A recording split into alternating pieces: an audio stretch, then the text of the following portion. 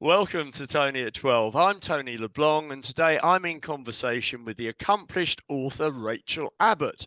We're going to discuss the Alderney Literary Society's crime thriller discussions on the 10th of June. But first, Rachel's views on crime and thriller novels. Good to see you. Nice to be here. It's been a while. So there we are. It has indeed.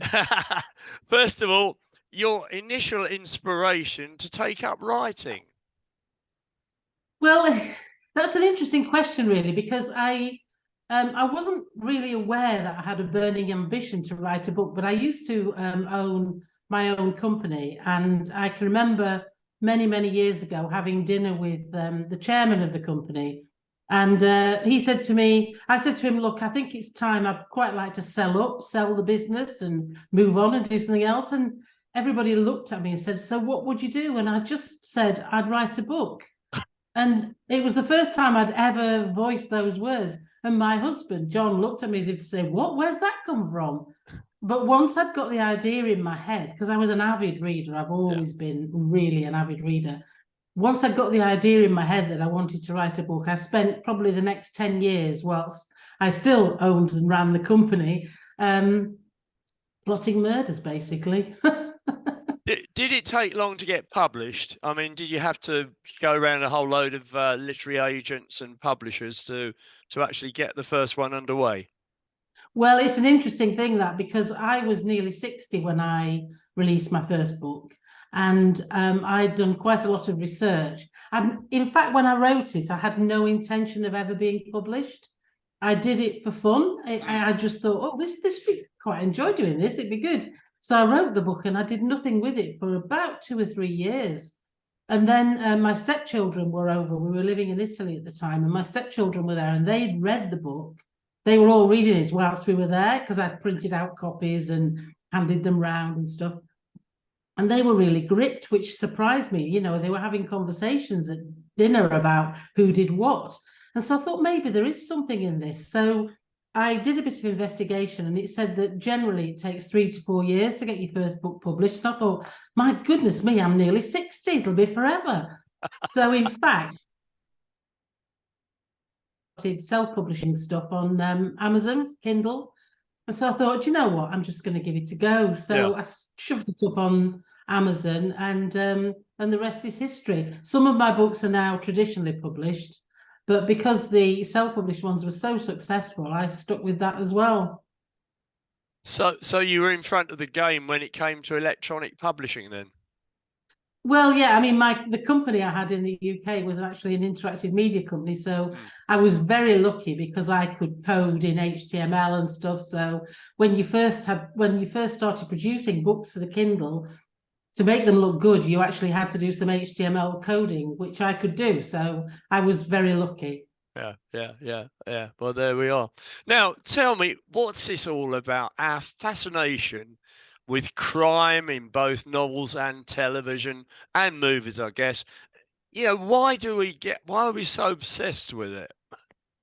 Well, I think it's a form of escapism, isn't it? You're taking yourself into a life that's completely different from your own. And I think for most people, for me, I know that this is true of me and a lot of my readers, it's not really about who did it. It's about why they did it. It's about trying to get into the mind of a murderer, which is one of the things we're discussing at the upcoming festival day. So, and also it's the reader pitches themselves against the detective, and they put themselves into the head of the victim. They're the ones being chased, and all the things that you would actually hate to happen, you can actually experience through the book rather than actually being you yourself. I did a bit of checking, as you know, in terms of murder stats in the UK in the year ending March 2022. It turned out there were 696 murders in total, which works out to 11.7 murders per million population. You have to sort of say that if you sort of multiply up all of you crime fiction writers together, there'd be total carnage. Well, they don't all end in murder. Right. So, you can have thrillers that don't actually end in murder. It's not the murder itself although having said that, most of mine do involve murder, but that's not necessarily what it's all about. It's more about why people are confused in life, why they're driven to do the most terrible things. I mean, 61% of women who are killed by their partners or ex-partners.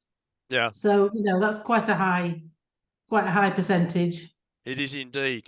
Now, I also have decided there are certain no-go places that I can't go to because the crime rate is so high, and I include Midsummer as one of Oh, them, yeah, absolutely. and Shetland possibly.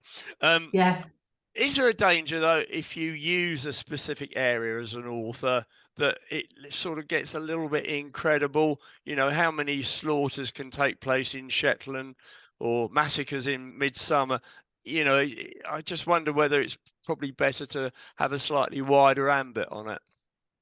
Well, I have people say to me all the time, "Why don't you base your books on Alderney?" Yeah, And so I remember when I was watching the Shetland series, and I remember thinking, "So why has Anne Cleeves decided on Shetland? It's an island, and yeah, it's actually got 20,000 people, so it is 10 times the size of Alderney." yeah. But when the idea of actually having all these murders in Alderney, I thought was too ridiculous for words, really.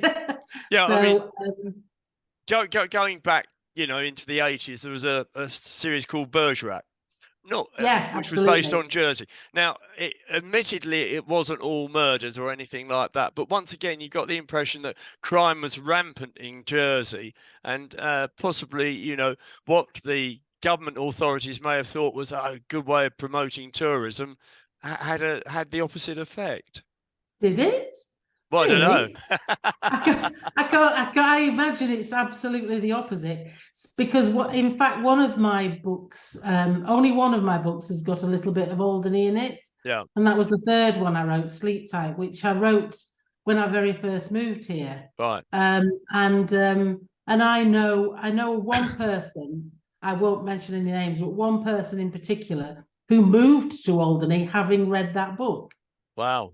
So she's very open about it, but I'm still not going to say she is. But she said that she was looking for somewhere to live, somewhere that sounded interesting. And because of everything else, not about the murder, but Yeah. everything else about the place, she thought, that sounds like I've never heard of that place. I'm going to go and check it out.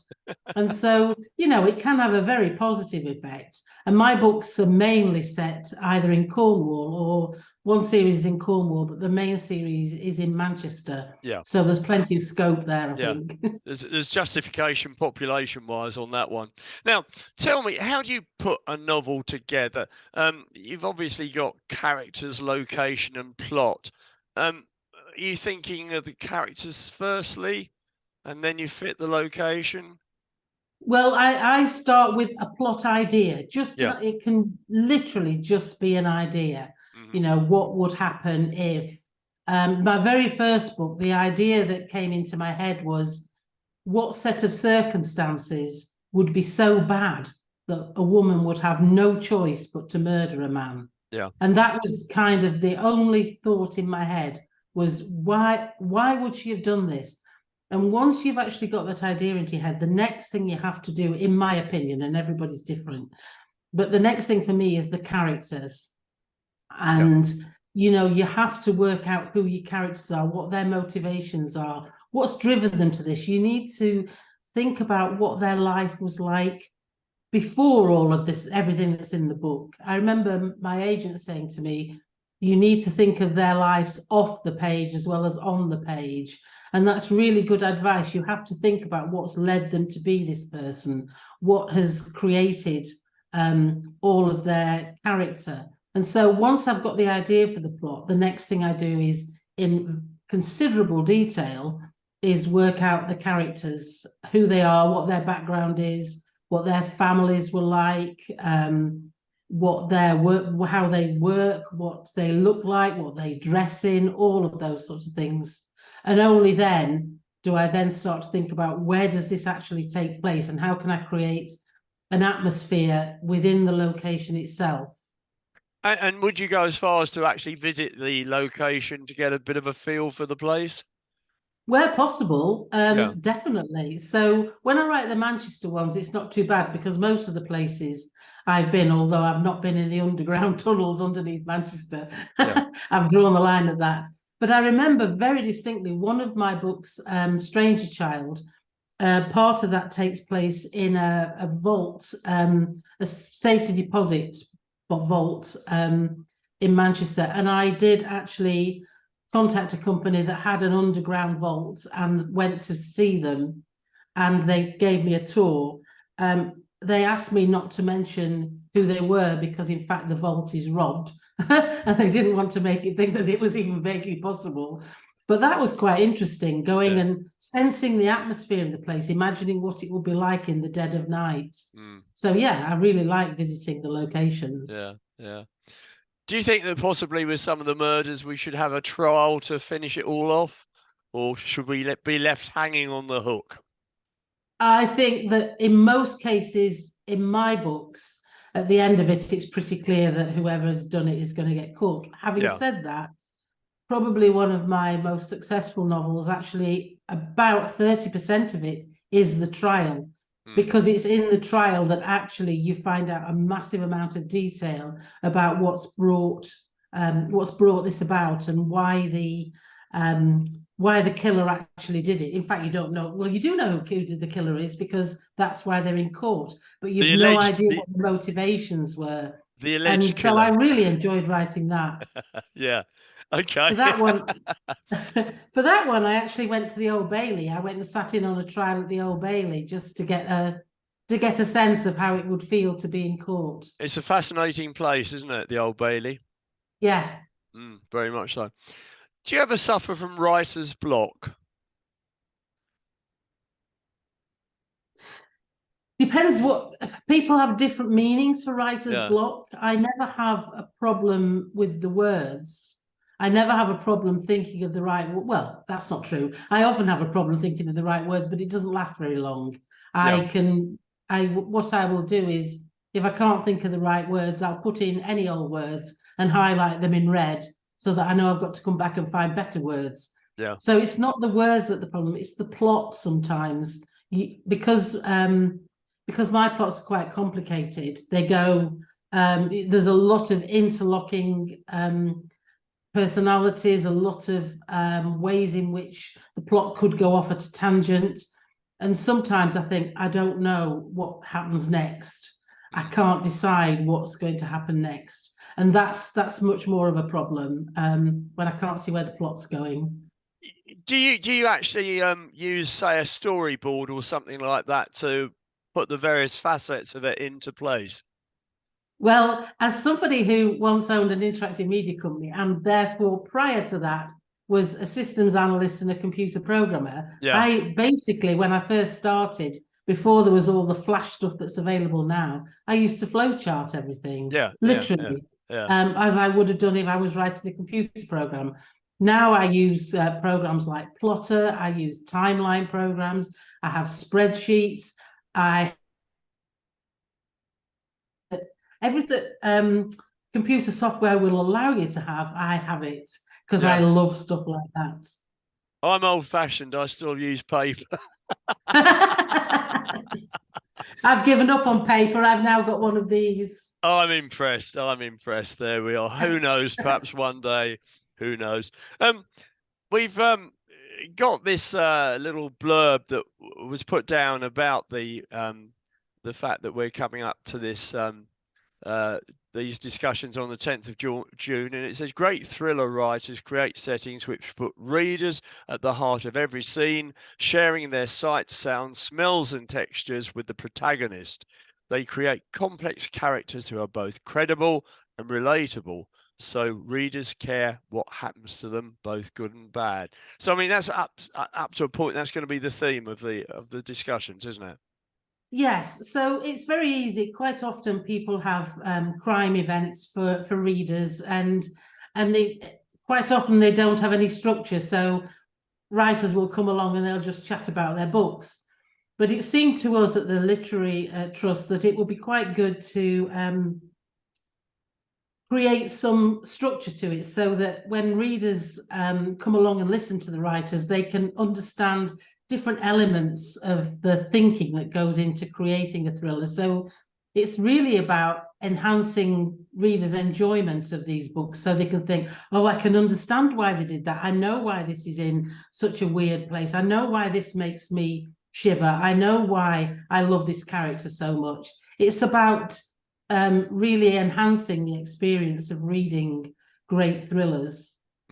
So, and we're very lucky this year because we've been able to put on events like this because we've had the sponsorship of Ravenscroft as well. So that's made things a lot better for us in terms of being able to put on events. Because the fact of the matter is, lots of, you know, I've got quite a few people that follow this on the mainland and places like that. And part of the problem is, of course, the cost of getting them here these days. You know, absolutely. Southampton to Alderney, £500 return. You know, it all adds up, and therefore it's very important that you have this sponsorship.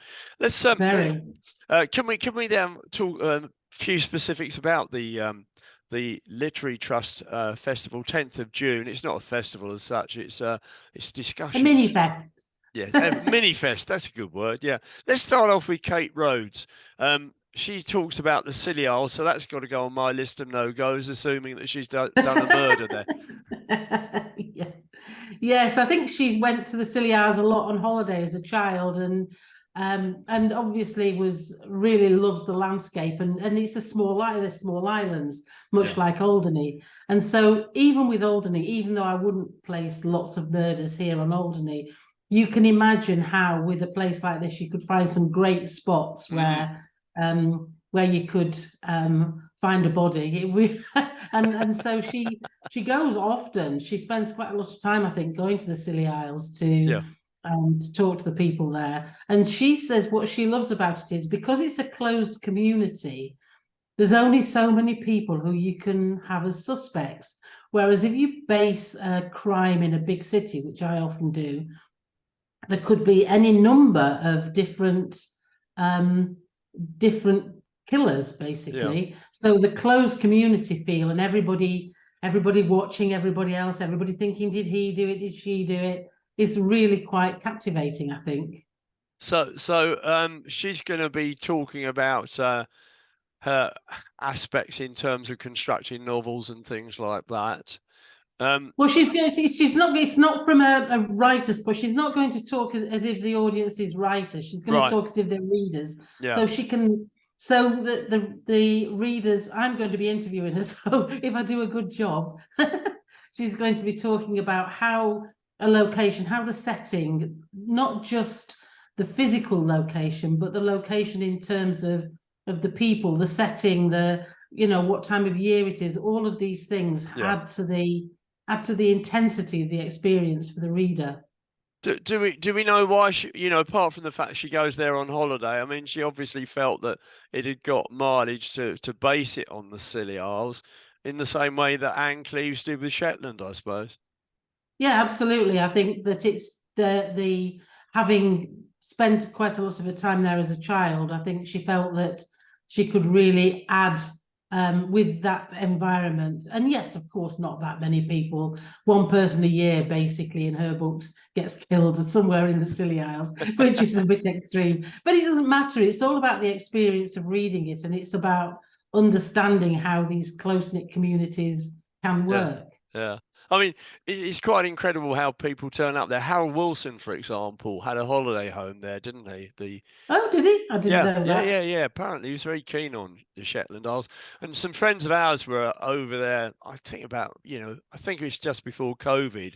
And the Prince and Princess of Wales, the new ones, were wandering around and, Oh, right. Had a very casual chat with them. So you get all sorts of people there. So, it's not necessarily slaughtering the indigenous population. You can have others. Let's take a look now at Elly Griffiths, The Mind of the Murderer.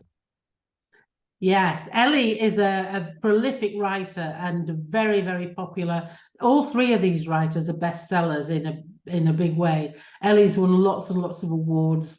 And as she would say, character is plot and plot is character. You can't have one without the other.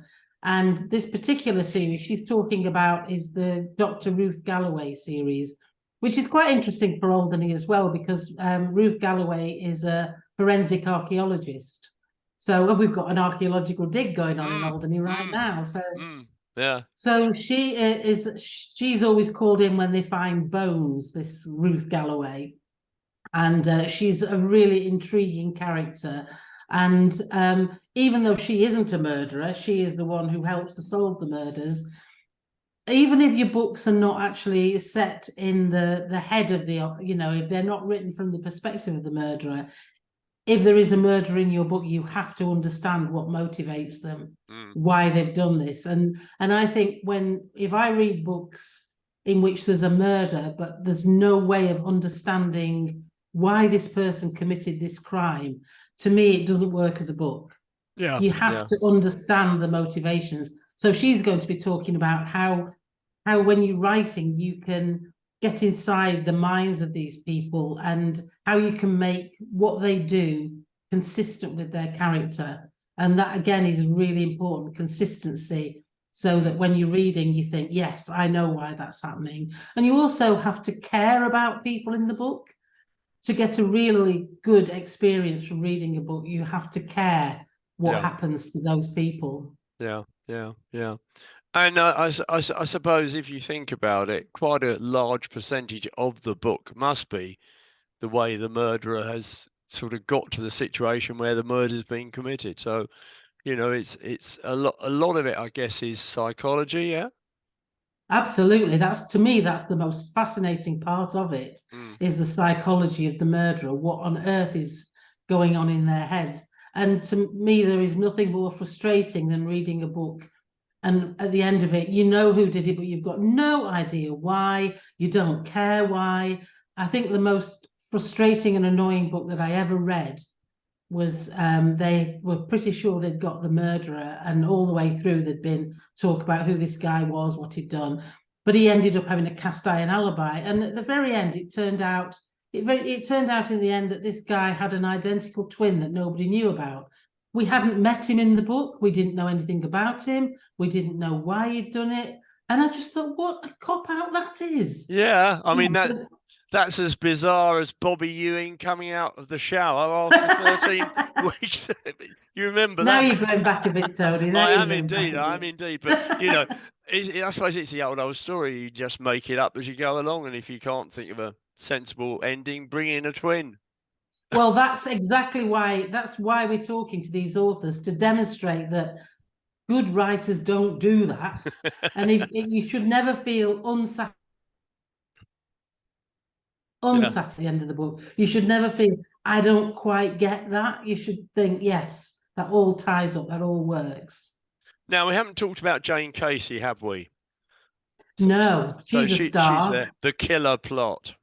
Yes. So Jane's books, she has a character in this particular series called Maeve Kerrigan, who's, I think she's a detective sergeant. I've read them all, but they're I'm pretty sure she's a detective sergeant. And she's a real character, but Jane's plots are very clever. In fact, one of her books is currently made into television.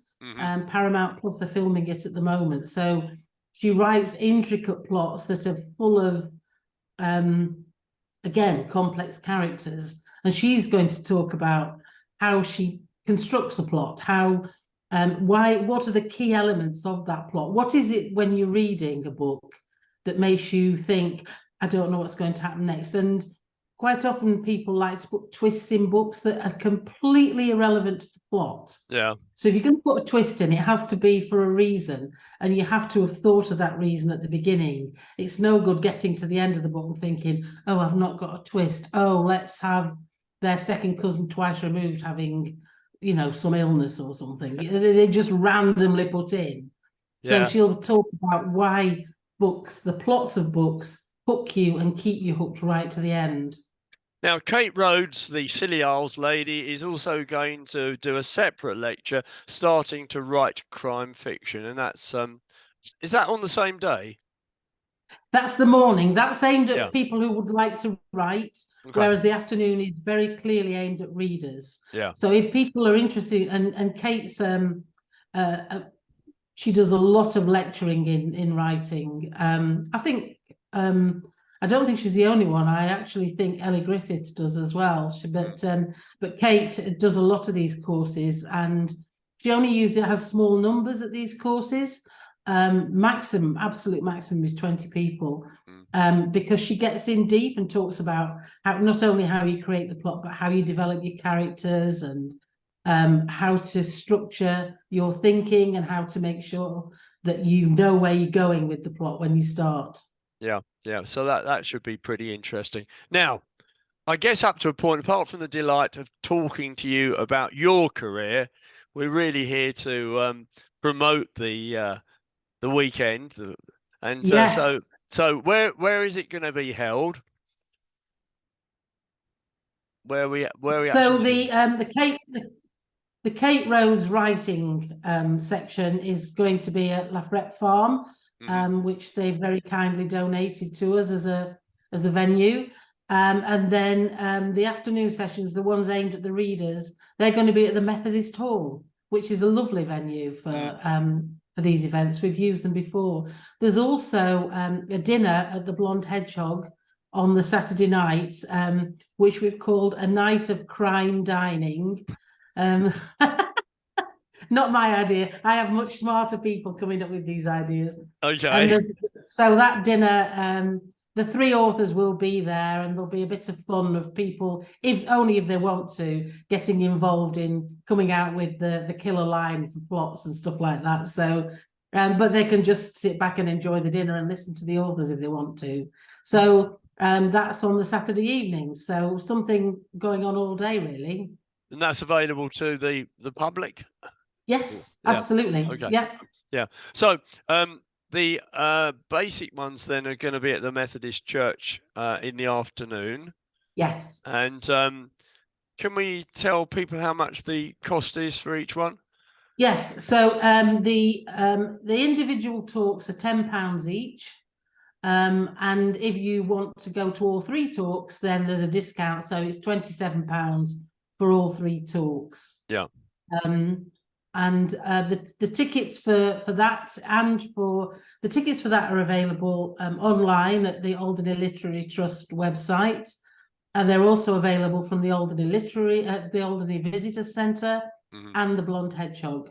And tickets for the dinner are from the Blonde Hedgehog as well.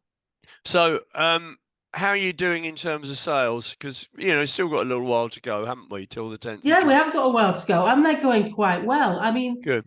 But for me, it's quite important that we were trying to create an event that appealed to people who enjoy commercial fiction, because obviously the main event, the historical event, is quite focused, very clearly targeted. And we wanted to do something as the Literary Trust that celebrated really great crime writers. And it's important that we do get some support, because if we get support, we'll be able to encourage other authors. It's a very tight-knit world, the crime writing world, and all these girls know everybody. So we want them to go away saying, God, Alderney's a great place, you've got to come. Yeah. So we're hoping that we get fantastic support from readers on Alderney. So there we are. Christine and I are coming to it, so we're looking forward Brilliant. to it. Yeah. And we've taken advantage of the 10% discount. Good for you, quite right too. So can I say thank you very, very much for sparing me some time. I know you're pretty busy getting all of these things sorted out. Really enjoyed having a chat with you as ever, and wish you all the best. Thank you so much, Tony. Thank you.